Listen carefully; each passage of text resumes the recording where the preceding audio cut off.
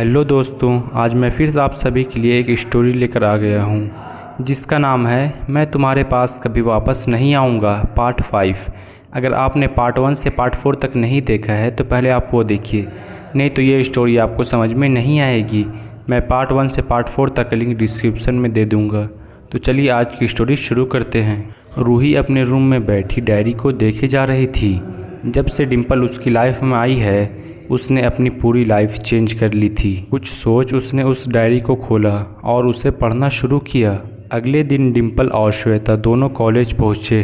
आते ही दोनों अपनी अपनी क्लास में चले गए।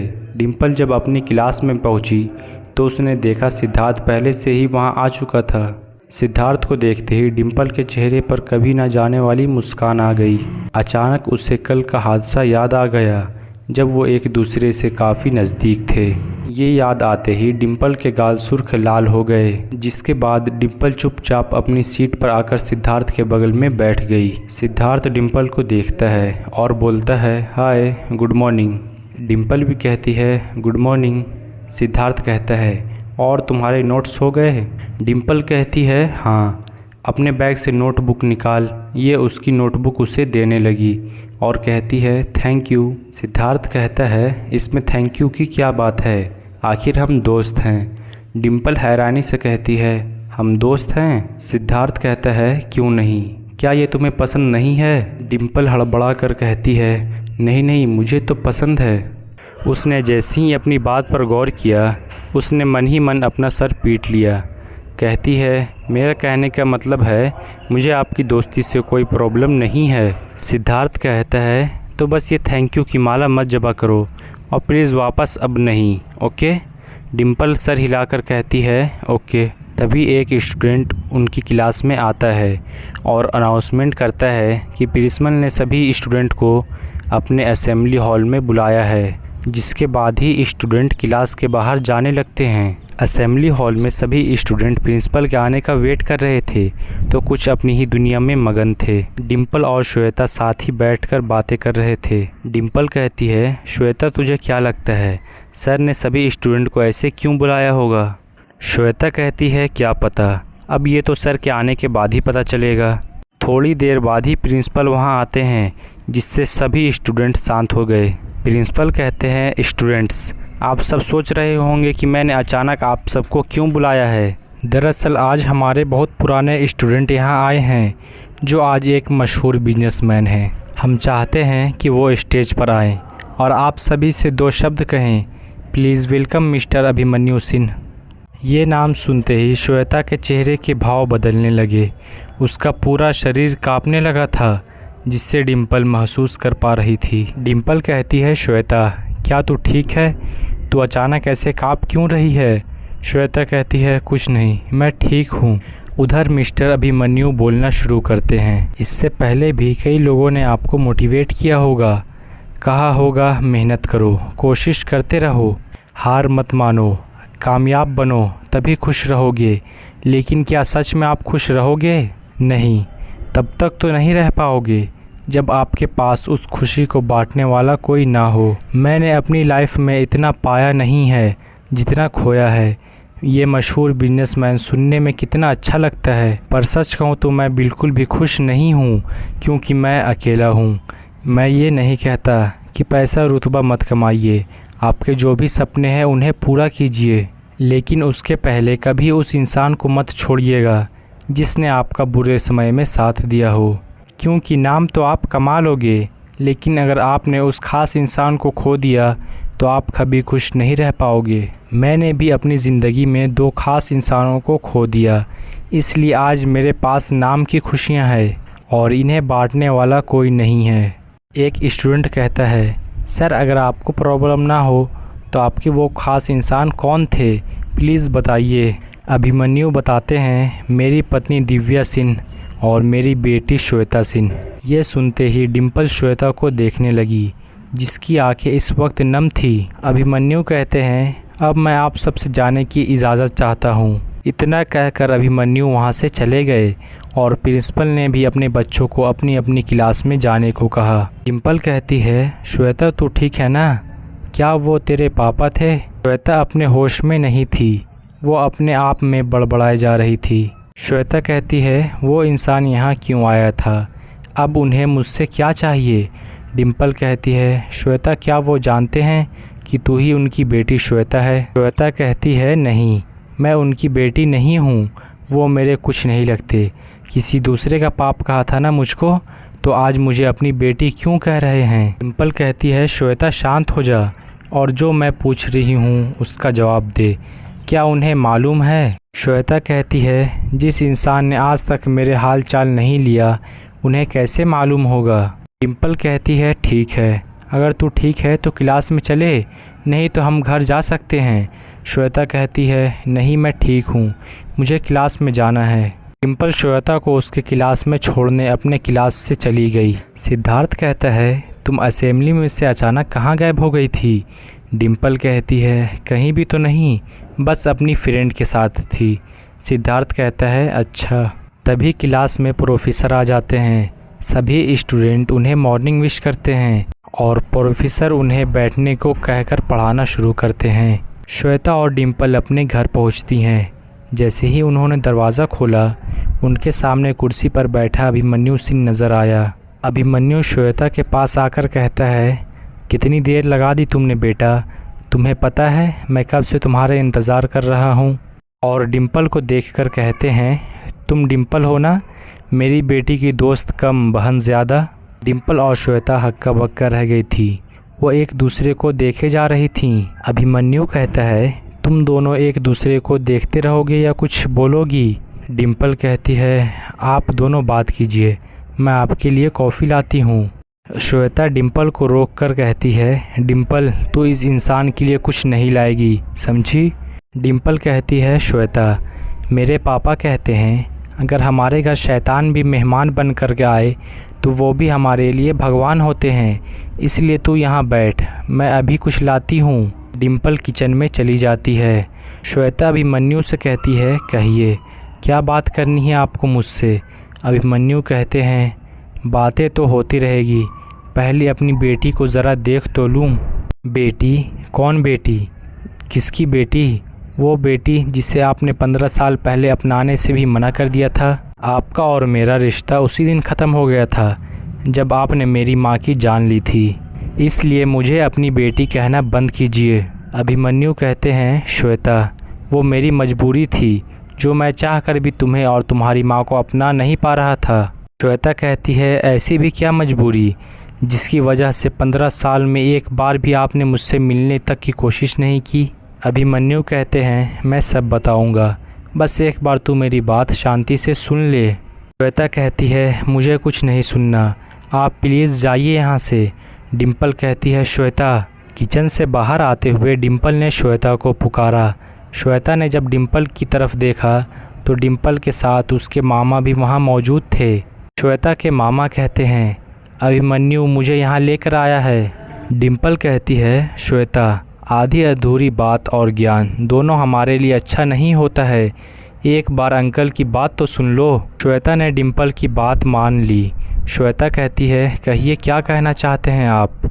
अभिमन्यु कहते हैं, डैड को जैसे ही तुम्हारे और दिव्या के बारे में पता चला तो उन्होंने तुरंत तुम दोनों को मारने के लिए कुछ गुंडे हायर किए।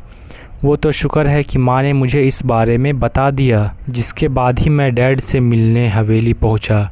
मेरे और डैड के बीच बहुत बड़ी बहस हुई। वो किसी भी कीमत में तुम दोनों को अपनाने को तैयार नहीं थे। मैंने भी उन्हें साफ साफ कह दिया कि मैं इन दोनों को कभी नहीं छोड़ूंगा। मैं वापस जाने लगा, तभी मेरी गर्दन पर कुछ चुभा।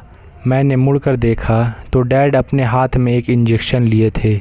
मैं कुछ समझ या कुछ कह पाता उससे पहले ही बेहोश हो गया।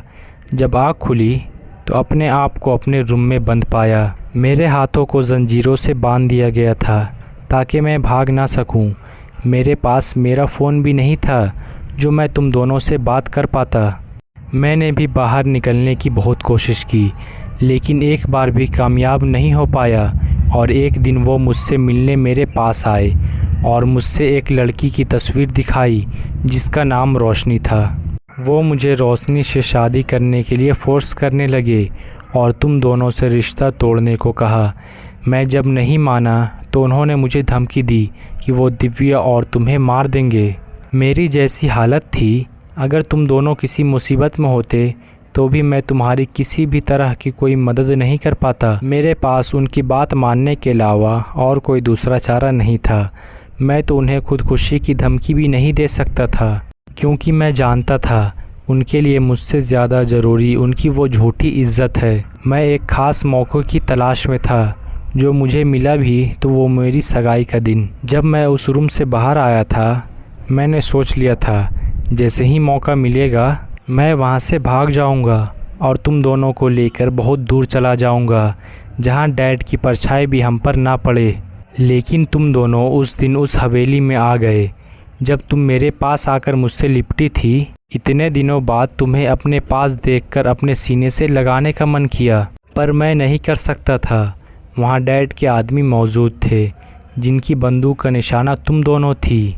तुम दोनों के लिए लड़ना चाहता था, पर नहीं लड़ पाया और मजबूरन मुझे वो सब करना पड़ा। जब तुम दोनों वहाँ से चले गए, मैंने माँ से अपना फ़ोन लिया और दिव्या को कई बार कॉल किया, पर उसने मेरे एक भी कॉल का जवाब नहीं दिया। इसलिए मैंने पीयूष, श्वेता के मामा को कॉल किया और जल्दी से जल्दी दिव्या के पास जाने को कहा। लेकिन अभिमन्यु आगे कुछ नहीं कह पाया। श्वेता कहती है, लेकिन इन सब से कोई फ़ायदा नहीं हुआ। मेरी माँ को तब भी अपनी जान से हाथ धोना पड़ गया, सिर्फ आपकी वजह से। डिम्पल कहती है, श्वेता कहती है, हाँ डिम्पल, इन्हें क्या लगता है ये मुझसे अपनी दुख भरी कहानी सुनाएंगे और मैं इन्हें माफ़ करके इनके गले लग जाऊंगी? तो ये इनकी बहुत बड़ी गलत फहमी है। मैं इन्हें कभी माफ़ नहीं करूंगी। डिम्पल, इनसे कहो कि ये यहाँ से चले जाएं। मुझे इनकी शक्ल भी देखना पसंद नहीं है। अभिमन्यु कहते हैं, मुझे तुम्हारी किसी भी बात का कोई बुरा नहीं लगा। दिव्या और तुम्हारे साथ जो भी हुआ उसके लिए ज़िम्मेदार हूँ मैं, और मुझे उसका दिल से पछतावा है। मुझसे इतनी ही नफ़रत करते रहना बेटा, मैं इसी लायक हूँ। तुमसे मिलने आया था और मिल लिया, अब चलता हूँ। अभिमन्यु सर झुकाए वहाँ से चले गए। पीयूष कहते हैं, जो कि श्वेता के मामा जी थे, श्वेता बेटा, तुम्हें लगता है अभिमन्यु ने इन 15 सालों में तुमसे बिल्कुल भी मतलब नहीं रखा और आज अचानक से अपना हक जताने आ गए? लेकिन सच तो ये है कि इन 15 सालों में तुम्हारी हर ज़रूरत का ध्यान अभिमन्यु ही रखा है। तुम्हें अपने साथ लेकर जाना ये भी अभिमन्यु का ही फैसला था। तुम्हारे दादाजी की डेथ 5 साल पहले ही हो गई थी। उसके बाद वो तुम्हें अपने साथ लेकर जाना चाहते थे, लेकिन तुम्हारी नफ़रत देख उसमें हिम्मत नहीं हुई। लेकिन आज बहुत हिम्मत और उम्मीद के साथ वो आज तुमसे मिलने आया था। कोई भी फैसला लेने से पहले अच्छे से सोच लेना बेटा। पीयूष भी वहाँ से चले गए। श्वेता ने डिम्पल को देखा। श्वेता कहती है, तुझे भी कुछ कहना है? डिम्पल श्वेता के पास आई और उसे सोफे पर बैठाकर खुद उसके पैरों के पास बैठ गई। डिम्पल कहती है, देख श्वेता, मैं नहीं जानती जो मैं कहने जा रही हूँ वो सही है या गलत। मुझे तो यही सही लग रहा है। अगर किसी इंसान को अपने किए का पछतावा है तो उसे माफ़ कर देना चाहिए। पछतावा हो तो भगवान भी माफ़ कर देता है श्वेता। श्वेता कहती है, लेकिन मैं भगवान नहीं हूँ डिम्पल। डिम्पल कहती है, पर इंसान तो हो ना, और इंसान को प्यार की ज़रूरत होती है। मुझे भी है। श्वेता, मैं तुझे फोर्स नहीं कर रही कि तू उन्हें माफ़ कर दे। मैं बस ये कहना चाहती हूँ कि आगे तुझे कभी पछतावा ना हो कि वो आए थे। उन्होंने माफ़ी भी मांगी थी। अगर माफ़ कर देती तो आज हम खुश रहते और साथ रहते। खैर, मुझे जो कहना था कह लिया, आगे तेरी मर्ज़ी। डिम्पल ने अपनी बात कही और वहाँ से अपने रूम में चली गई। डिम्पल ने दरवाजे से झांक कर देखा। श्वेता किसी गहरी सोच में लगी थी। डिम्पल मन ही मन प्रार्थना कर रही थी कि श्वेता जो भी फैसला ले उसे वो कभी पछतावा ना हो। रात के समय डिम्पल ने खाने को टेबल पर लगाने के बाद उसने श्वेता को आवाज़ लगाई। जब कई बार आवाज़ लगाने के बाद भी श्वेता नहीं आई तो डिम्पल उसके रूम में चली गई। डिम्पल कहती है, श्वेता क्या कर रही है? मैं तुझे कब से आवाज़ लगा रही हूँ और तू है कि सुन ही नहीं रही है। पर श्वेता ने अभी भी कोई जवाब नहीं दिया। डिम्पल श्वेता के पास गई और उसके कंधे पर हाथ रखा और श्वेता डर गई और श्वेता कहती है डिम्पल क्या हुआ। डिम्पल कहती है तू बता क्या हुआ। ऐसी कौन सी सोच में खोई हुई थी कि मेरी आवाज़ भी तेरे कानों में नहीं जा रही थी। श्वेता कहती है नहीं कुछ भी तो नहीं। डिम्पल कहती है अच्छा ठीक है, वैसे मैं तुझे खाने के लिए बुलाने आई थी, खाना लग चुका है, जल्दी आ जा। डिम्पल वहाँ से जाने लगी तो श्वेता ने उसका हाथ पकड़ लिया। श्वेता कहती है डिम्पल मुझे क्या उन्हें माफ़ कर देना चाहिए, मेरी जगह तू होती तो क्या उन्हें माफ़ कर देती। श्वेता के सवाल पर डिम्पल कुछ पल उसे देखी, फिर कहना शुरू किया हाँ कर देती, लेकिन तब मुझे जब लगता कि उन्हें अपनी गलती का एहसास हो चुका है। श्वेता कहती है क्या सच में। डिम्पल कहती है हाँ सच में, और अगर तुझे उन्हें माफ़ नहीं करना है तो कोई बात नहीं, मेरे पापा भी तो तेरे ही पापा हुए ना, हम उनसे काम चला लेंगे। श्वेता कहती है लेकिन उन्हें मेरी बात का कितना बुरा लगा होगा, वो पक्का मुझसे नाराज़ होंगे और कभी मुझसे बात नहीं करेंगे। डिम्पल कहती है पागल, ऐसा कुछ नहीं है, वो तुझसे बिल्कुल भी नाराज़ नहीं है, और अगर नाराज़ होंगे भी तो तू उन्हें देखते ही उनके गले लग जाना, देखना उनका गुस्सा छूमंतर हो जाएगा। श्वेता कहती है पर मैं उनसे कैसे मिलूँगी, मेरे पास तो उनका नंबर भी नहीं है। डिम्पल कहती है तू मुझे पागल कहती है, और ख़ुद कितनी बड़ी पागल है, मामा जी को कॉल कर, उनके पास होगा अंकल का नंबर। श्वेता कहती है अरे हाँ मामा जी, मैं अभी उनको कॉल करती हूँ। श्वेता ने अपने फ़ोन को ढूंढना शुरू किया, जो उसे टेबल के पास मिला। उसने तुरंत पीयूष को फ़ोन किया और उनसे बात करने लगी। डिम्पल श्वेता को देख ही जा रही थी कि आज श्वेता के चेहरे पर चमक थी जो उसने पहले कभी नहीं देखी थी। थोड़ी देर तक अपने मामा से बात करने के बाद श्वेता ने डिम्पल से कहा मामा जी ने कहा है कि वो कल पापा को कॉलेज भेज देंगे। डिम्पल कहती है बहुत बढ़िया, अब कुछ खा ले, मुझे ज़ोरों से भूख लगी है, चल ना। श्वेता कहती है हाँ चल। सिद्धार्थ जब अपने घर पहुंचा तो देखा कि पूनम जी उनकी टेबल पर बैठकर उन्हीं का इंतज़ार कर रही थी, जो वो कई सालों से करती आ रही थी। पर हर बार की तरह आज भी सिद्धार्थ ने उन्हें अनदेखा करके रूम की तरफ चला गया। सिद्धार्थ को यूं जाते देख पूनम जी ने आवाज़ लगाई, जिसे सुन सिद्धार्थ के कदम रुक गए। उसने पलटकर पूनम जी की तरफ देखा। सिद्धार्थ कहता है क्या हुआ। और ये पूनम जी जो हैं ये सिद्धार्थ की सौतेली माँ है। पूनम जी कहते हैं बेटा खाना तैयार है, आकर खा ले। सिद्धार्थ कहता है नो थैंक्स, मैंने अपने दोस्त के यहाँ खा कर आया है। पूनम जी कहती हैं मैंने तेरा मन पसंदीदा खाना बनाया है बेटा, थोड़ा तो खा ले।